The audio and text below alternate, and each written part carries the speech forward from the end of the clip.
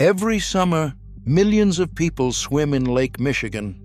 It looks like paradise. Golden beaches, clear water, no sharks, no salt, no ocean. And that's exactly the problem. Because this freshwater lake kills more swimmers than any other Great Lake. More than Superior, more than Huron, Erie, and Ontario. Year after year, Lake Michigan tops the drowning statistics, and most of the people it takes were standing in waist-deep water minutes before they died. They didn't die because they couldn't swim. They died because Lake Michigan is hiding something. 3 things, actually, and once you know them, you'll never look at this lake the same way again. Let's start with the number that should stop you cold. On average, around 100 people drown in the Great Lakes every single year, and roughly half of them, sometimes more, die in just one lake, Lake Michigan. That's not a coincidence. It's not bad luck. It's geography. Look at the lake on a map. It's the only Great Lake that runs almost perfectly north to south, over 300 miles of open water in a straight line. Now, think about what wind does over 300 miles of uninterrupted water. It builds and builds. By the time a north wind reaches the southern shore, the beaches of Indiana, Chicago, and southwest Michigan, it has pushed waves across the entire length of the lake. And here's what almost nobody understands. Those waves are not like ocean waves. Ocean waves roll in long and slow, with maybe 10 to 15 seconds between them. Time to breathe, time to recover. Lake Michigan waves come short, steep, and fast, sometimes just 3 to 5 seconds apart. There is no recovery window. You take a wave to the face, you gasp, and before you've cleared your eyes, the next one hits. Then the next. Swimmers don't get knocked out by one big wave. They get worn down by 50 small ones. That's hidden danger number 1. But it's not the one that kills the most people. Hidden danger number 2 is invisible, and it lives exactly where everyone feels safest, right next to the pier. Almost every beach town on Lake Michigan has one. A long concrete pier stretching out into the lake with a lighthouse at the end.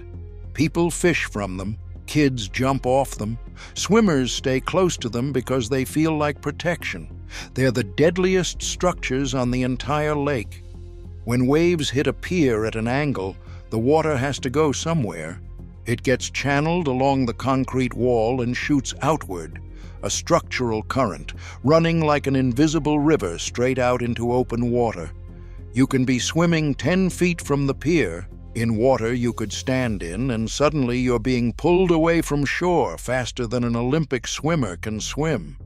And on days with bigger waves, the lake adds classic rip currents on top. Yes, rip currents in a lake. Most people think rips are an ocean thing. The National Weather Service issues rip current warnings for the Great Lakes for a reason. Water piles up on the beach, finds a low spot in the sandbar, and drains back out in a narrow, fast channel. If you're standing in that channel, the lake simply takes you with it. Here's the cruel part. The deadliest response is the one your body screams at you to do. Swim straight back to shore, against the current. You fight, the current doesn't care, and you lose strength with every stroke. Drowning experts will tell you the same thing over and over. People don't drown because the current pulls them under. Currents pull you out, not down. People drown because they exhaust themselves fighting, and then they can't stay at the surface anymore. Which brings us to hidden danger number 3, the one that finishes the job. The cold. Lake Michigan can fool you twice in the same afternoon. The surface water at the beach might be a pleasant 70 degrees, but this lake is deep, over 900 feet at its deepest, and the warm water is just a thin blanket on top. Wind can push that warm surface layer away from shore in hours and pull up water from below that's 30 degrees colder. Swimmers walk into the same beach they swam at yesterday and hit water cold enough to trigger something called cold shock. Cold shock is not brrr, that's chilly. It's an involuntary physical reaction. Your body gasps, one huge, uncontrollable breath. If your face is underwater when that happens, you inhale water. Your heart rate spikes. Your muscles start failing within minutes. Strong swimmers become helpless swimmers fast. So now put the whole picture together. Short, relentless waves that never give you a break. Invisible currents next to the structures everyone trusts. And cold water that can switch off your muscles. That is what Lake Michigan is hiding. That's how people die 100 feet from a crowded beach. But here's the part of this video that matters most.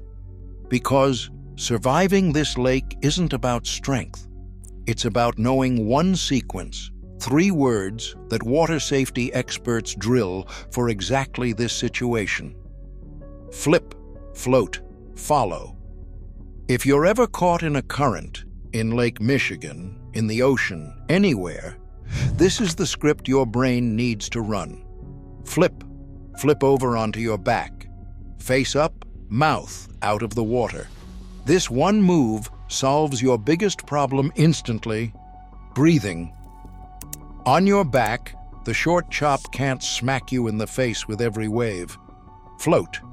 Do nothing. Seriously, nothing. Don't fight the current. Floating costs almost no energy, and energy is the only currency that decides whether you live. The current will pull you away from shore, and that's okay. It will not pull you under, and it will not pull you forever. Rips and structural currents weaken and die out past the sandbars. Follow. Once you've caught your breath and the pull fades, follow the path of least resistance back. Swim parallel to the shore first, out of the current's channel, then angle back in where the waves are actually breaking, because breaking waves mean shallow water pushing toward the beach. Flip, float, follow, 3 words. They cost nothing to remember, and they beat the strongest swimmer's instinct, because the instinct is what kills. And a few more rules that keep you off the statistics list. Never swim near piers or breakwalls when there are waves. That's not caution. That's the #1 lesson written in decades of drowning reports.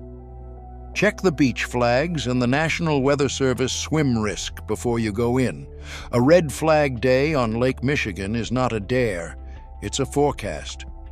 Watch the kids in waist-deep water, not just the swimmers out deep. Sandbars and drop-offs sit closer to shore than you think. And if you see someone caught in a current, throw something that floats, call for help, but do not swim out after them without flotation. Would-be rescuers drown in the Great Lakes every single year. So here's one thing you can do today. It takes 10 seconds. Teach one person the 3 words, flip, float, follow. Your kid, your partner, your friend who swims at the lake every summer. Most drowning victims had no script for the moment the water took control. Now you have one. Give it to someone else. Lake Michigan isn't evil. It's one of the most beautiful places in America, and millions of people enjoy it safely every single year. But it's an inland sea wearing a lake's costume, and the people who respect that difference are the ones who come home with nothing but sand in their shoes. The lake hides its dangers. Now you know all 3. And if you think Lake Michigan is deceptive, wait until you see what's underneath America's most famous river.